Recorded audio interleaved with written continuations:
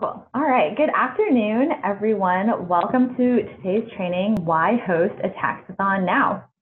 I am Jenny, the Outreach Associate with the Get It Back campaign at the Center on Budget and Policy Priorities. So for those who may not know, the Get It Back campaign is a national effort to connect eligible workers to important tax credits, like the Earned Income Tax Credit and the Child Tax Credit. We also promote free tax filing services. We provide the tools, trainings, and other resources to help you in your work. And you can find all of these resources on our website, eitcoutreach.org. Today's training is a part of our virtual training series that features the expertise of campaign partners in the field, like you all. All right, so let's just jump into it. So a taxathon is really an awesome, fun tax filing event that you can host at your tax site, combining the words tax and marathon. It's really an opportunity to establish your tax site as a resource in the community, get a lot of tax returns done at the beginning of the tax season, and really celebrate your volunteers and your staff. The Taxathon movement is growing, and we are so excited to see that happen. Back in 2015, Prepare and Prosper in Minnesota hosted the very first taxathon to meet additional client demand at the beginning of the season. These are just a few, the images that you see on your screen are just a few of the pictures they posted from that amazing event. And we just loved the awesome energy and the fun atmosphere that we saw on social media that day. Frankly, it was the kind of energy that you don't always see at a tax filing site. The next year, a couple more VITA sites, including the Taxathons Foundation, joined in. Last year, about a dozen tax sites hosted taxathons. Here is a small selection of the photos from the many taxathon events we witnessed last year. It's amazing to watch the growth and collaboration that happened among different tax sites across the country. I'm very much looking forward to seeing the growth that happens this year as well. And a huge thank you to both Prepare and Prosper and Taxathons Foundation for stepping it up last year and really readily providing the support that folks needed to organize these events. So the real reason we are hosting this training today is because this event is honestly something that we believe in. I've seen the amazing benefits that sites have experienced after hosting a taxathon, and I'm telling you, it's amazing. I am personally invested in seeing these taxathons grow and these events happen, if only to shine the spotlight on the amazing work that you all do in VITA. So our goal today and throughout the next couple months is for you to really feel supported and ready to throw one of these events for yourself. So we have provided detailed plans on our website. We've got ideas for how you can partner with other organizations and companies to fundraise for your taxathon. And we're really here for you in any way that you need it. So today we will be going over the benefits of throwing a taxathon, how to plan a taxathon logistics. We'll include several models depending on your site size and capacity. We'll provide alternatives for smaller sites, including, and we'll address barriers to organizing one of these events and provide funding options. We'll also chat about messaging, working with new partners, and the resources that we'll be providing for you all. Really, no matter what your budget or your capacity is, you can find a way to bring this kind of energy and event into your tax site, and we're here to support that effort. So this table on your screen right now shows a few options for what taxathons can look like, taxathons of different sizes.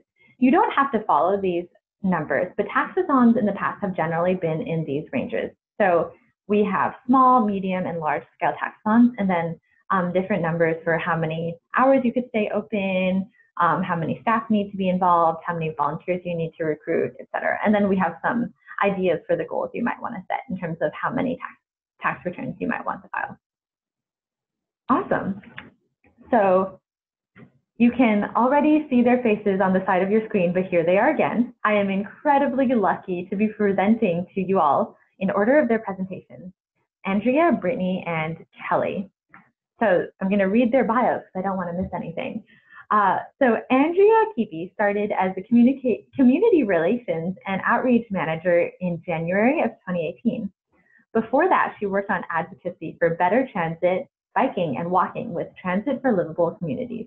She's also worked on renewable energy, sustainable transportation, and other environmental issues. At Prepare and Prosper, she builds community partnerships, develops stories and narratives, and mobilizes to support policy change. We also have Brittany Sims, who is the program director at Louisville Asset Building Coalition, a nonprofit organization that is dedicated to promoting financial stability and asset building for individuals and families in the Louisville, Kentucky area. She manages the city's VITA program and EITC campaign and is always looking for new ways to connect VITA with the broader financial empowerment movement in the city. Finally, we have Kelly Wagner, who is the Public Information Campaign Manager at the Pecan Foundation. She leads the strategy and planning of their EITC awareness campaign and is responsible for the marketing and promotion of their Tax Help Colorado VITA site. Kelly has more than 20 years of experience as a marketing and communications professional and has worked in both the nonprofit and for-profit industries. In 2014, she was named an emerging leader as part of the Bank of America Neighborhood Builders Program. We are so incredibly lucky to have these three wonderful presenters today who will be sharing their expertise with Taxathons.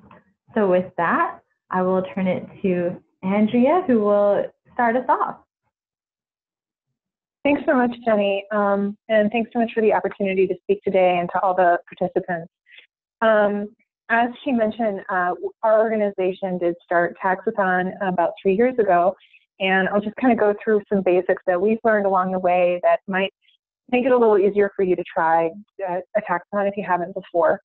I'll briefly, sorry, hang on, just getting my slides together. So our organization is based out of the Minneapolis-St. Paul area, and Free Tax Prep is really the core of the services we provide. We have 8 different VITA sites around the metro area and serve about 13,000 taxpayers every year.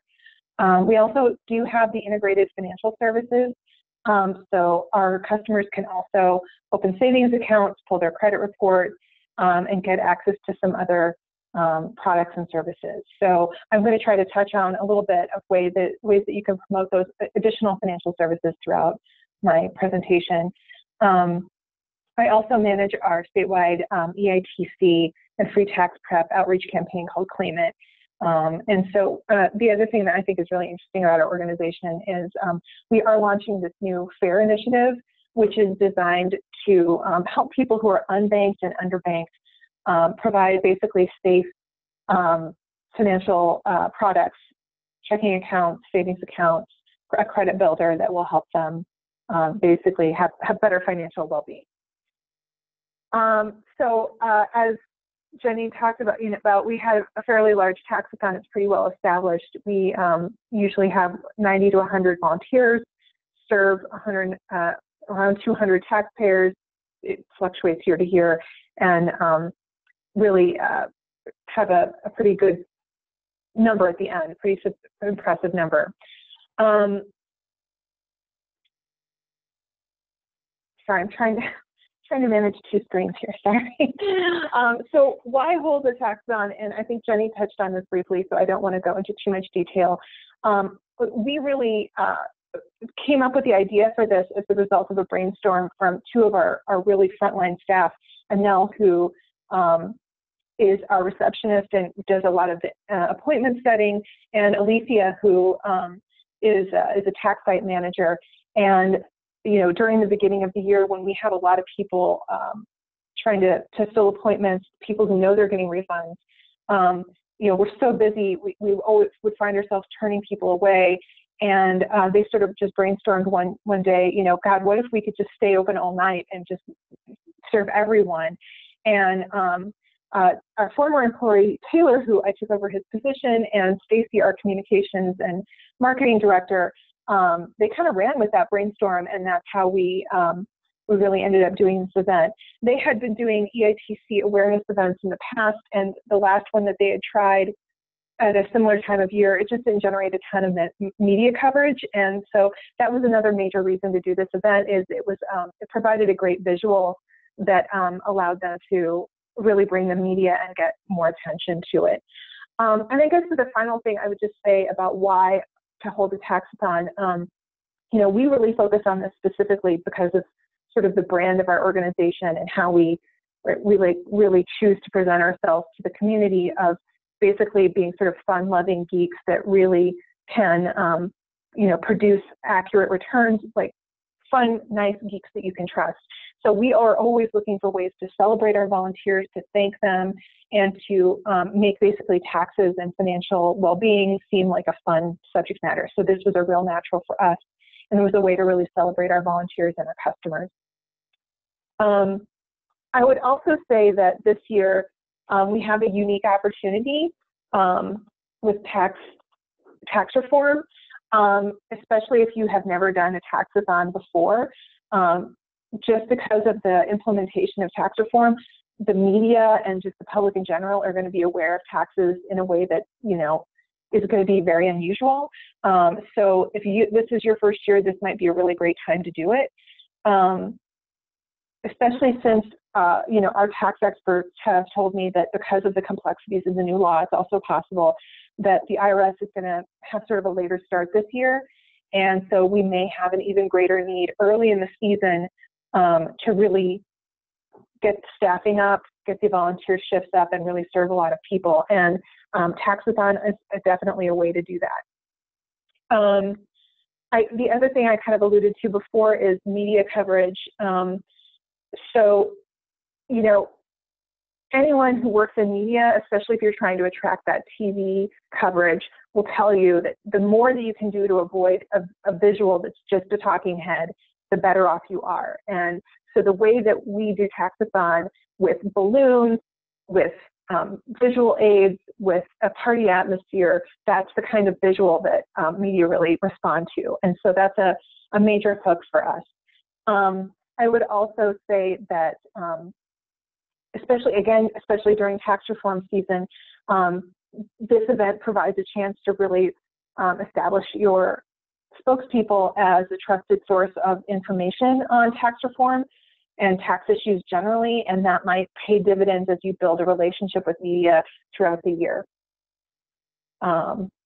So I am going to talk about the key components of a taxathon. Again, this is based on our experience as a very large site, but I think a lot of these, as Jenny alluded to earlier, they're malleable. They can be, scaled up or scaled down to fit your organization. I'm sure Brittany's going to be talking more about how to do that in a slightly smaller scenario. But these are really the key components that we have seen provide the core of the event. So I'm going to talk about each of these components with the examples of what we have done. Again, as you're going through this, think about how you might tweak this to fit your volunteers, your board, your organization's own unique resources and needs, and what just works for you. So, okay, so here's what we did.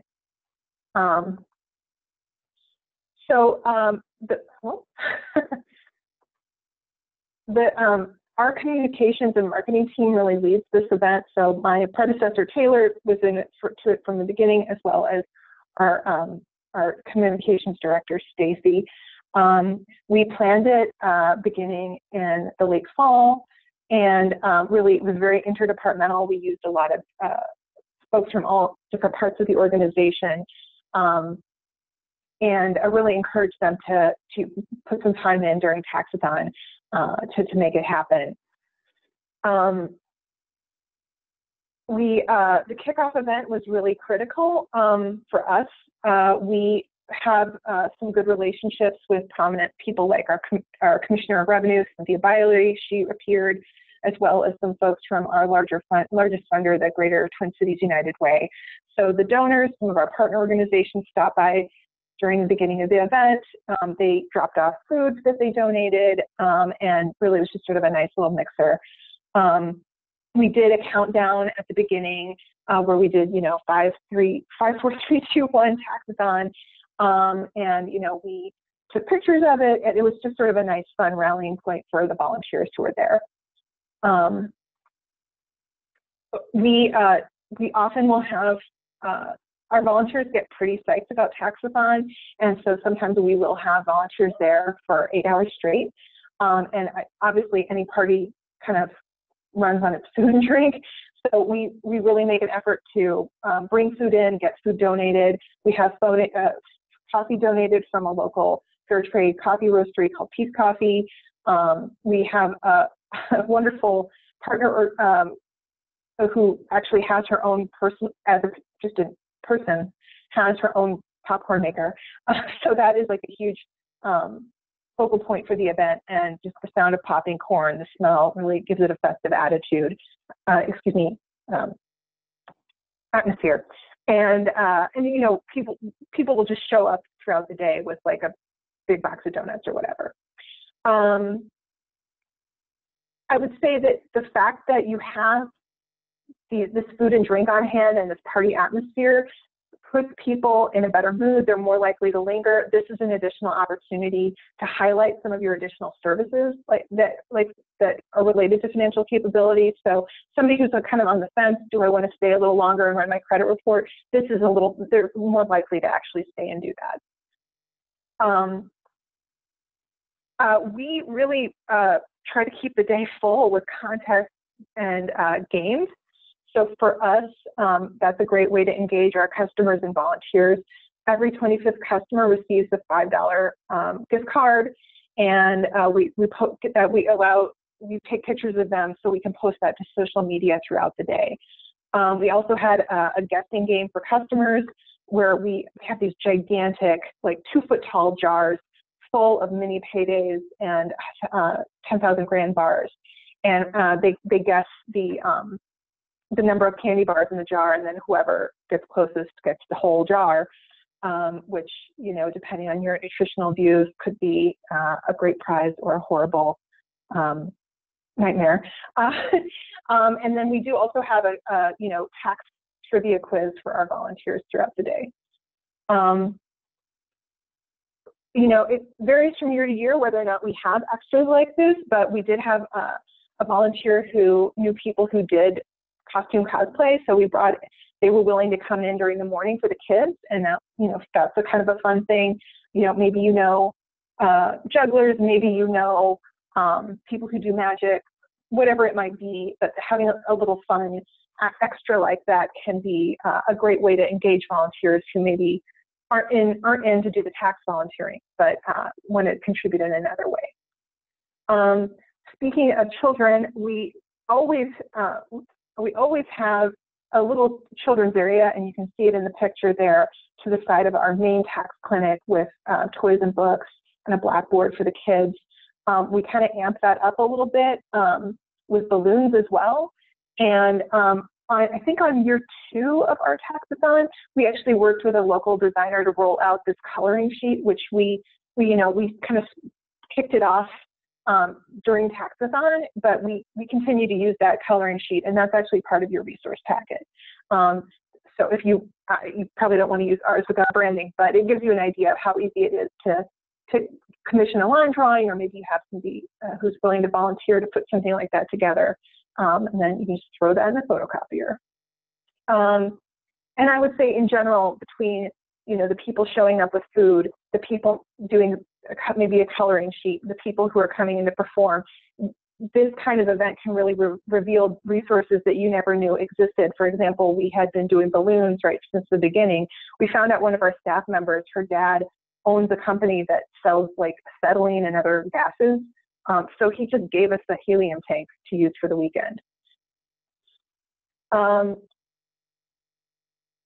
Social media is a big part of the work. Tracking results is really key for us, and that it does take extra effort. Like, we have to devote staff and volunteer time to make sure that we accurately track throughout the day, so we don't actually ever have to roll these numbers back. So we update these after every shift, and we have this as there's a giant blackboard as a main kind of focal point in our main clinic, and we keep this tally running throughout the event. And I think it really kind of helps build like the sense of urgency in a positive way. And that's certainly a great thing at the end, have this sense of really pulling out a big number and serving a lot of folks. I think it sets a good mood for the volunteers. One of the tools we used for social media were these frames. And as you can see, there's some little signs as well that we made. It's a great way to kind of approach volunteers or partners and get that photo. And it's relatively simple to make and cheap to get printed. The finale for our event is getting the big group photo. Some years it's bigger than others, depending on how long our volunteers stick with us. We also post that to social media, and it's a kind of a great closer for the event. So for lessons learned, I think that for us, the first year we actually got a very good media coverage, and that encouraged more walk-ins. So you want to definitely make sure you have a little wiggle room in your schedule, plan for the walk-ins. We learned early on that the tracking was definitely took more effort than we thought, so we devoted more staff resources to that. Same thing for the balloons; they were extremely popular. So if you have any giveaways that you plan for, you be sure you have enough. The other thing we learned is we want to do enough extra to really set a fun tone and make it a celebration, but we don't want to go so crazy with adding components, especially if you're adding this onto an already existing tax clinic. You don't want it to be too chaotic for the volunteers, the customers. So striking that balance is really important. So yeah, I would say that's sort of our main lessons that we learned. And as always for any successful event, just make really sure you know who is the lead, who's the point person on your event. So at the beginning of this, I'm going to just wrap up now. But I just want to say my contact info is available on the first slide, and I think in the info packet as well, the resources provided. Please don't hesitate to call me or email me if you have questions from people who've been through a taxathon. We're always happy to answer that. So I guess I'll turn it over to Brittany now. Okay. Hello, everyone. Do I have control of the screen? Yes. Okay. So as Jenny said, my name's Brittany Sims. And before I get started, I wanted to thank Prepare and Prosper and the Piton Foundation, because I was here listening to this webinar last year and just thought they brought some really great ideas. You'll actually see a lot of what Andrea just talked about kind of echoed throughout my presentation, because we used pretty much all of the resources that they provided for us last year. So we just thought they had really great innovative ideas, and we wanted to bring them here to Louisville. And then also thanks to the Get It Back campaign for just serving as a great resource for us. So Louisville Asset Building Coalition is a small 501c3 organization. We're dedicated to promoting financial stability and asset building for individuals and families. Our primary programs are free tax preparation and the Earned Income Tax Credit campaign here in Louisville. We also partner with a lot of other organizations that provide more of a continuum of financial education resources and asset development programming, but we work really closely with them to kind of learn about their programs, try to bring asset building strategies, and we've just started a savings program and a credit report component of our VITA program. So we're growing right now. So why did we hold a taxathon? We really wanted to serve more EITC taxpayers, which usually come to our site at the beginning of the season looking for their refund, and we found that our Saturdays were just always really busy and way more people than we can serve. So we decided, why don't we kind of bring all hands on deck and encourage our volunteers to come out and serve as many people as we could over this weekend. We also wanted to engage our volunteers and our board in new ways. We had both groups express to us that they would like to be more involved in different ways than just, their typical coming to board meetings or just volunteering at our VITA site. So this offered some opportunities for them to get involved both in the planning process and then also at the event. Third, of course, we wanted some positive media attention. That went over really well. We're working on our branding right now. Louisville Asset Building Coalition is kind of a lot to say, and a lot of our clients will identify with the community center or the other nonprofit that they go to the VITA site at. So we wanted to get our logo out and help people understand that, this is an initiative that is kind of larger than just the site they're at. This is a community-wide program.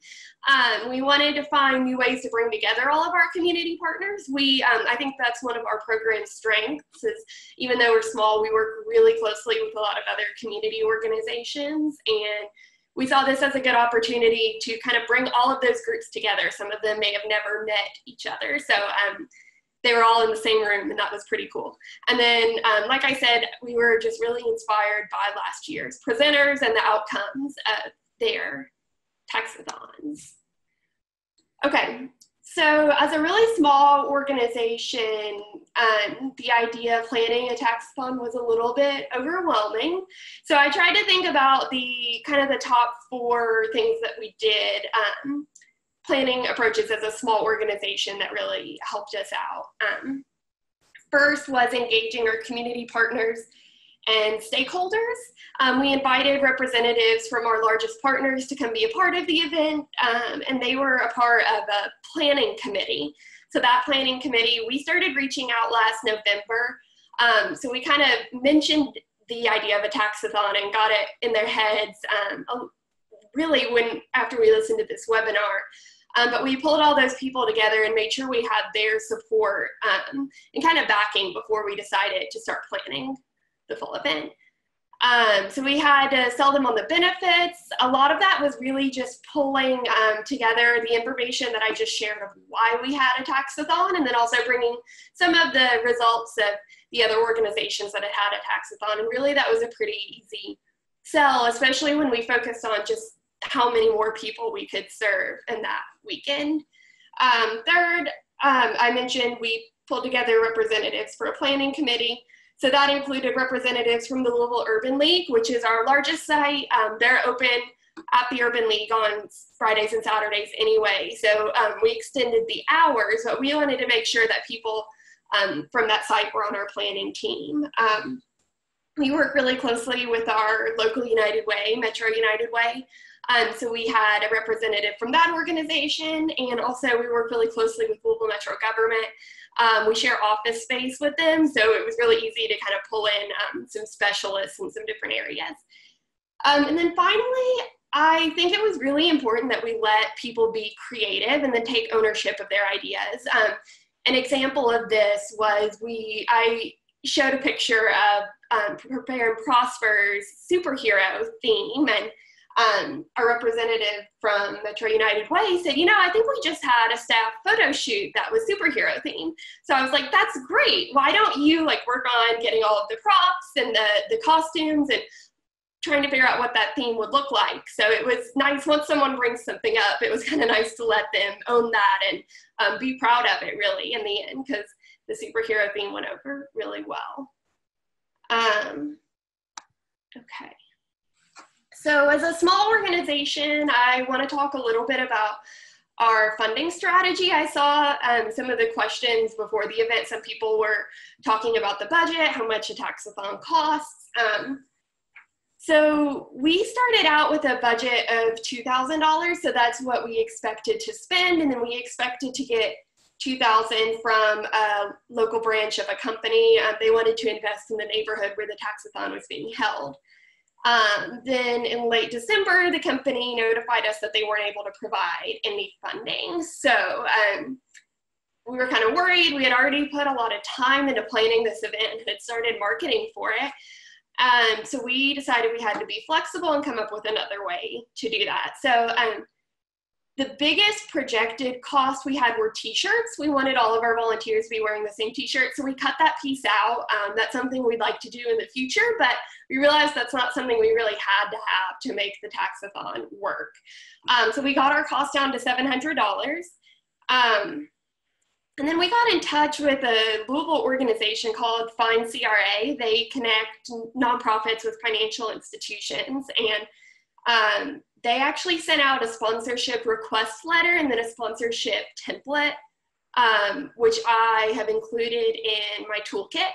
So that was sent out to a lot of local banks, and we actually had $750 come back within the first week of sponsorship. So that was great. We ended up spending $930 total on the event. And so that doesn't include, we had food brought in from some of our partners, some of our board members, some board members, gave us cash to buy pizza. So it doesn't include that, but about $930 is what it took to pull off the event. Okay, so I've also included a communication plan in the toolkit.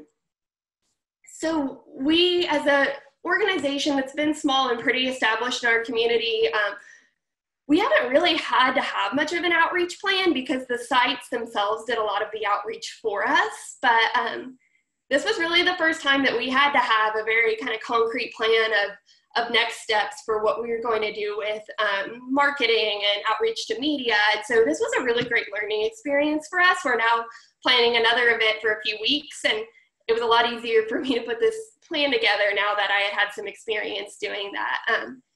So we had some help. We have a communication specialist with the Community Services Department with the local government who we work really closely with. So she helped us get this together, and she encouraged me to not be afraid to go outside of our comfort zone. So we reached out to WLKY, who's probably our largest TV station here in Louisville, and asked if they would come out and live stream it, and they said sure. So we had them, they're live streaming our kickoff event, which just made it really exciting to know that, there's this huge big name news studio there, and it got everyone's attention too, even if they were just there walking in for other services at the Urban League. It really just drew a lot of attention, and all of it was really positive. And then what really helped us with our marketing is we tried to create a recognizable theme. And for us, it was that superhero theme. So you can see down in the corner, I put our little save the date that we sent out to volunteers. So the volunteers and our clients at the Urban League knew that if it was like that superhero, like the red, yellow, and blue theme, it was related to the Taxathon. And I think that really helped. Just, I'm not very creative when it comes to like putting together color schemes and putting out flyers, and it really helped keep all of that looking, cohesive and organized. So I just wanted to talk really quick about our logistics. We had the Taxathon at our largest site, and then we reserved some extra rooms in the building. So we had a larger waiting space and a room for our community resource center. And then we also had kind of just like a rest room for our volunteers, and that ended up being really helpful, if they just needed a break, if they needed to go up and sit down and drink a glass of water, they had a room to go up and do that in. We did keep all of our other sites open that Saturday. Usually they're only open for about 6 hours, so then those site coordinators could come over and help us, and some of those volunteers came over to the Taxathon. We did do 24 hours. We did a 9 a.m. to 1 a.m. on Friday and 9 to 5 on Saturday.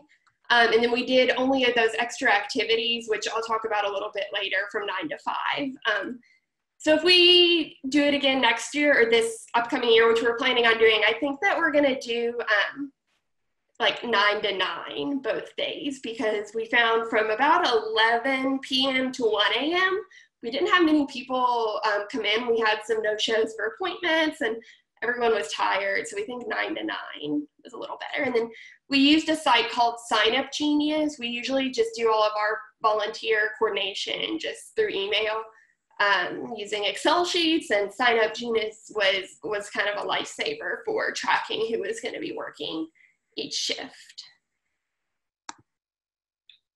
Okay, so how did we build excitement on a budget? We put some of my favorite pictures on here. We had a kickoff, which was pretty much free to do. The news station came. We had 2 of our local councilwomen that are really supportive of VITA. You can see them up in the top right-hand photo. They both actually coordinated and went out and got superhero capes together, and it was just really cool to see them dressed up and excited. We had a results board, which I don't think you can see on here.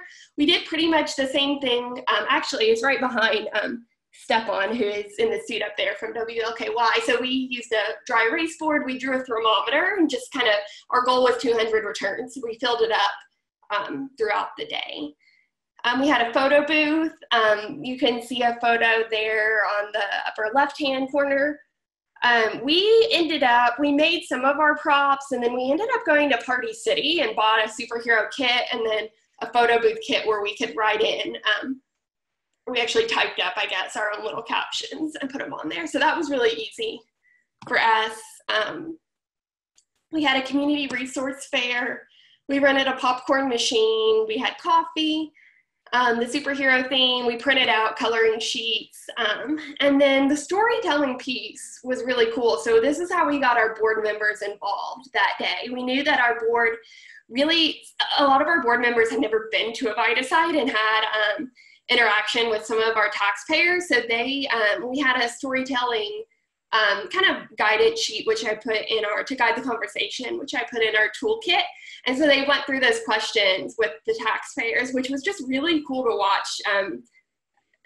For their first experience to come to a VITA site, they got to sit down and talk with the people that came out. So we got some really great photos from that, and some really great stories that we're going to be using as we work on telling the story of our organization. And then we had a lot of success with playing movies, just to kind of there were still some long lines, even though we did mostly book appointments. And so we held our event on Groundhog Day that Friday. So we played Groundhog Day, the movie, and then we played some like family-friendly movies in the waiting area all day for people that had already been through the resource fair and were just, waiting to see a volunteer. And then here's some more photos, and we have the group photo. We actually took ours at the beginning, right after the kickoff. The photo, the frame that we made, our thermometer, and then from our resource fair, our local taxpayer advocate's office came and set up. So they were really helpful. If you haven't formed a relationship, if you have a local taxpayer advocate in your city, I really recommend developing a relationship with them. They've been really helpful. Okay, so these are just some problems that we had last year that we want to address this year, and I think it's good for everyone to be aware of. We weren't really sure if we wanted to do appointments or walk-ins. Since we did a lot of kind of last-minute TV advertising, we knew there would probably be some people trying to walk in, but we also wanted to book appointments because we wanted to make sure there were plenty of taxpayers there. So our event started at 9 a.m. and at 8:30 we had 30 walk-ins lined up at the door. So that was just a really stressful way to kick off the event. So we ended up having to book appointments for those people to come back at a later time. So that would be one of my biggest recommendations is sitting down and really figuring out how you want the flow of taxpayers coming in and out to be. We had some trouble getting the taxpayers to engage with the resource fair and the photo booth. They just kind of, would walk through it really quickly, look at everything, but we knew that there were some really good conversations that could probably be had. So next year, we're hoping to make like a little bingo card or something where if you do so many other events, you can be entered in to win a prize or to get a small little gift, something like that. So that's how we're hoping to address that problem. And then we had some issues with the day of social media. We didn't really assign someone to do that. And then, like I mentioned, we're hoping to change the hours next year. And then we also see a lot of opportunity to combine the Taxathon with EITC awareness. And that is it. Okay, hi everyone. Can you hear me okay now? Yes, loud and clear. Thank you. Okay, great. And let's see if I can control the screen. I'm clicking, but it doesn't seem to be going on. There we go. Okay, so I'm Kelly Wagner with the Taxathon Foundation, and so I just want to give you a little background about our foundation and what we do. It was started about 40 years ago by a Denver oilman named Sam Gary, who established it really with a mission of trying to improve the lives of Colorado's low-income children and families. So as part of the strategy to do that, one component was really improving the economic security of those families and doing that through the tax credit for working families campaign. So that was the campaign itself started about 25 years ago. I lead the campaign to raise awareness about the Earned Income Tax Credit. And then in addition to just the awareness campaign, we do a lot of traditional marketing, paid advertising, a lot of direct mail, and then just a lot of work with a lot of community partners. Last year, we worked with over 400 community partners statewide, distributed a lot of materials and content related to the Earned Income Tax Credit. And then also, the other part of my role is really to provide the marketing and promotional support for our Tax Help Colorado VITA program. Our VITA program has been around for about 10 years. And so my counterpart, Courtney O'Reilly, who has been part of like the Taxathon for the last, I think this is 2 years. I've been part of it for the last year. Really heads up the VITA program here at the Taxathon Foundation. And so the way that that model works is that we have worked with community colleges and high school students as well, where they are trained throughout the fall in a course where they become IRS certified, and then they commit to 30 hours of volunteer service in the spring to serve Colorado taxpayers at various sites. So last year we had, I think, 330 students, and then we also had about 100 returning volunteers who helped out with Tax Help Colorado. So just to get into a little bit of the Taxathon background, we've done it for 2 years. So the first year we did it, I was not part of it, but Courtney shared some background with me about that. And so, you know, last year was really a time to, again, kind of fine tune and figure out where we wanted to go. And so we partner with the Taxathon with our local Mile High United Way here in Denver, Colorado. And so they provide the space for us to host the Taxathon. It's centrally located, it's near a lot of public transportation, and so it's really a great location for us to have there. And then they just have a lot of space, so it's really ideal for hosting a Taxathon there. And I think some of the reasons we decided to host a Taxathon were already mentioned by Andrea. For example, I think in the past, we really tried to focus on getting people excited about EITC Awareness Day. There's not a lot of visuals, there's not a lot of excitement to be able to share with the media and get them talking about it. So the Taxathon was really a great way to kick off the tax season and get some engagement, not only from the media, but also from some of our local public officials. As you see in some of these photos, our mayor came to the Taxathon, actually had a background as a student who helped prepare taxes. So he was very aware of the VITA sites and how those work. We also had Senator Angela Williams visit us, and then we had some news coverage here. They came through and grabbed some footage and interviewed myself, as well as talked to some of the taxpayers that were there. So it was just a great way to get people excited and celebrate the start of tax season, and then also just to make people raise awareness about our other tax sites. So the other one thing that we did last year was we partnered with Denver Asset Building Coalition here in Denver. And so it was great to be able to kind of share our resources in terms of all of the volunteers who are going to do tax preparation. And then it was also good to connect with broader VITA sites throughout Colorado. Last year in October, we hosted here at the Taxathon Foundation a VITA Summit that came out of the previous year's Taxathon. So it was a great way to kind of come together, share resources, talk about what's working, and just think through some really critical issues. you know, there's always challenges. Courtney put together this slide, and she's there in the picture on the right, all the way to the left, and she leads our Taxathons Colorado program. So, you know, we had to, at this site, it was a great location, but we brought in a lot of printers, we brought in a lot of laptops, so that we had that set up, and we set that up the night before the Taxathon. So those were set up on like a Friday night, and the Taxathon was on Saturday. So really trying to make sure that all of those things were ready to go the day before. Really helped, from what I understand, because the previous year they tried to do it like the morning of, and it was pretty hectic. So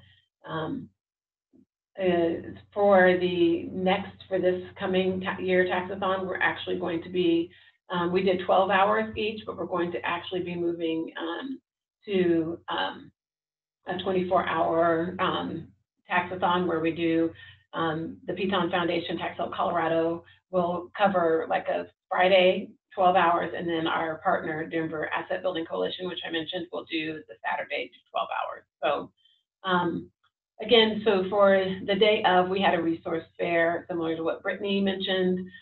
We brought in community partners. You can see a picture here of them in a room where after taxpayers kind of checked in, we gave them paperwork to do the intake process. And they were able to sit down at some tables nearby, and also obviously they were kind of a captive audience to get them to go to the tables. We did create a passport, as you can see down below the picture, where, you know, they could win a $50 gift card. They just need to go get marked off and kind of engage with the resource fair people. So it's a great way to kind of encourage people to get to the tables. I think it also was more beneficial for the people that participated in the organizations that participated in the resource fair. We let them know that we were doing this so that they could know that, you know, people were going to be coming to their tables, to make it exciting, to do something special, to get people to come by and visit. So we were excited about introducing that as something new this year, and incentivize the taxpayers to go to the tables. So again, as I mentioned, we really saw the Taxathon as a great way to expand relationships with some of our community partners. Through the campaign, which I lead, we already, as I mentioned, we already work with more than 400 community partners, but we really were trying to be strategic about who we invited to participate and provide resources that were really going to be helpful to the taxpayers that were there. And so I can't remember exactly how many came, but, you know, we had limited space, so we really tried to fill up those spaces. One of the things I would mention, because it's such a long day, we tried to get people to commit to a certain number of hours to be there. By the end of the day, a lot of the tables were empty. So, you know, I would encourage people to kind of get a commitment or from those community partners that they invite to the resource fair to be there for certain chunks of time, or maybe split up the time just to have better coverage there. But it was a great opportunity to engage those partners and provide another point of contact for people that they're trying to reach, just like the people that we're trying to serve. So that was really great.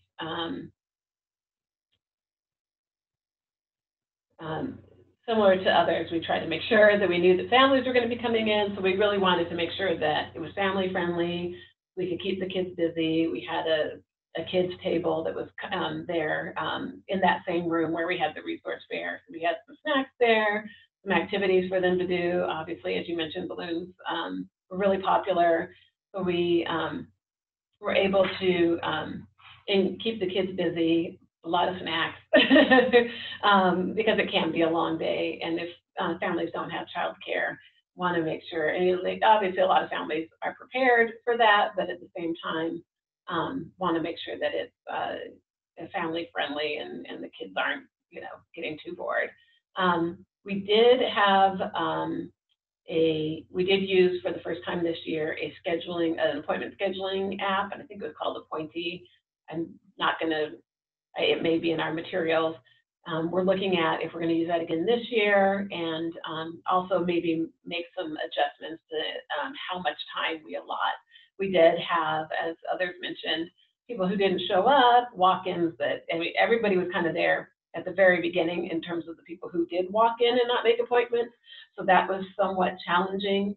I think there were also people who didn't show up in terms of volunteers who were tax preparers, so that impacted our ability to keep things on schedule somewhat. So that was a little challenging. In our, there are some additional resources that, you know, if helpful, please take a look at those. Those were provided. I created a marketing toolkit that I shared with a lot of partners. Since our campaign is statewide, I really tried to target the partners that were in the Denver area that were near our Mile High United Way, which is where we hosted the Taxathon. So shared that sample marketing toolkit with them, which included social media posts, newsletters, you know, things like that, so that they could, you know, get people excited about it and share that with their communities. And actually, we had a great turnout because of that. I go out into the community a lot during the January timeframe and was able to share with our community partners when appropriate that this taxathon would be a great opportunity for some of their clients to come get their taxes done for free if they aren't able to go to one of our other tax sites. So it was just it was very it was well attended. I think we are going to think about how we again manage the appointments better in the coming year. But and then again, a great turnout by our public officials. It gives them a great opportunity to, you know, interact with their constituents. And then there's a lot of good photo opportunities. One thing I will mention, we try to do some story collection as well, which, you know, when people first got there, it was good because people were in a good mood. If they were waiting too long, it was challenging because, you know, they're kind of like, don't approach me, I just want to get through the process. We did put up signs saying that photos were going to be taken just to account for that. But if we did do, you know, sit down and try to collect the story of someone, we had them sign a release, and then we would, you know, talk with them and try to get their photo as well. The coming year, I'd love to capture some video of people. And that's one of the things that's on my kind of radar to figure out how we navigate that and how we engage people. We've at our other tax sites throughout the year, one of the things we tried right before the tax season was just some incentive, you know, get a $10 Starbucks gift card or things like that. And people were more than willing to share their story and get their photo taken.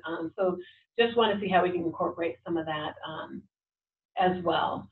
But open, I think that wraps up mine. If there's additional questions, you know, let me know, reach out to us. Our information is, my information as well as our VITA site program manager's information is in the packet as well. Awesome. Thank you, Kelly. And thank you all so much for presenting today. We are close to the end of the hour, so I'm not going to do the media tips today, but just know that the media tips and all the details are in the resource toolkit that we've mentioned. Awesome. So we did get this as a question as well, but basically, if you go back to the blog post where you originally registered for the event today, you'll find links to the 3 toolkits that our presenters have created. So there's one for large model taxathons, medium, and small. So it is absolutely worth looking through all 3 toolkits, since each toolkit does have slightly different materials. So the toolkits do contain everything, including run of shows and staff instructions, to emails to volunteers and stakeholders, and again, media tips, media plans, advisory, press releases, and almost anything you could need. The kit for small taxathons also has some great resources in asking for sponsorships, including that sample letter that you can send out. I am sure that you have noticed the wonderful photos of both clients and volunteers from these events. We have included some printable photo booth props that are ready for you to just print and use. Just buy some cardstock, print it out, and stick it on those little craft sticks, and you're ready to go. We also wanted to make sure that we're really showcasing the work you'll be doing. As VITA folks, you know the tremendous impact that free tax filing services have on the community. Y'all are providing accurate, free services that help workers claim the tax credits they've earned. And this brings money back to your community, and that's huge. So we really can't emphasize the impact enough. So as part of our effort to lift up your work and show how local efforts contribute to a larger national movement, we'll be tracking your Taxathon events as they happen. So we'll be making one of those results thermometers with goals based on your individual Taxathon goals. So then we can see if we can collectively reach some of these goals together this tax season. Once you host a Taxathon and have your results, we'll add your results to our national thermometer to see how the Taxathon movement is impacting communities. Closer to the start of the tax season, we'll also start thinking about what a national media strategy could look like. And we really hope you'll join us in this effort. So in order to provide support to you all and make sure we're keeping up with anyone who's hosting a Taxathon, we just want to make sure we just know who's going to be doing one. So I have just launched a poll that should show up on your screen. Please fill it out. I'm just going to give you a few minutes. Basically, if you are interested in hosting a Taxathon, please go ahead and let us know. This is not binding. You absolutely don't have to do it, but just like give us a yes there so that we can follow up with you later. And for anyone who's not watching this live, we will have a link below where you can fill out the survey and let us know to share your interest. Okay, great. Thank you so much for sharing on that poll. Awesome. So most of the questions that we had were answered in the chat box during the presentation, but if you have any lingering questions, please feel free to ask them either in the panel or the Q&A panel or in the webinar chat. I think there were just a couple questions that weren't already answered. So one of the questions was, are there any liabilities that come with allowing children on site? Well, to answer for us at the Urban League, most of their programs, they say whether they're family friendly or not, and the VITA program is family friendly, so there can be children on site. We were thinking about having like a children's space where the kids kind of hang out on their own while the parents go get their tax return prepared, and we were urged by our local government partners that we should look into liability and getting people trained and maybe with a certification and some kind of child care program before we did that. So we didn't have, the children had to stick with their parent the whole time. We didn't have anyone watching children. So I hope that helps answer your question. Thank you, Brittany. And the other questions on consent forms, photographs, and trainings were all answered in the chat box. So I think all of the questions have been answered, hopefully. So just wanted to cover a couple next steps. So you already let us know if you're interested in hosting a Taxathon. Thank you. We will be hosting a Taxathon planning Q&A session. That'll be on October 4th, 3 p.m. Eastern time. So please save the date. I think you'll find that once you start planning your Taxathon, you may have additional questions on logistics, and we'll have all of the same panelists again on that session to answer your questions. Awesome. Well, thank you all so much for joining and sticking it out to the end. I really enjoyed hearing everyone's presentations, and I'm so appreciative of everyone for sharing your expertise. And just making this movement happen. So yeah, stay connected. We have a website, a blog, Facebook, and email. Please reach out to any of the panelists. And I will be uploading the recording of the training today, as well as the notes on our website within a week. And you'll be able to find all of that along with the toolkits on our website. And we'll send an email with all of this information, so you don't need to jot anything down. Awesome. Well, thank you again so much for joining us today. This concludes our webinar today.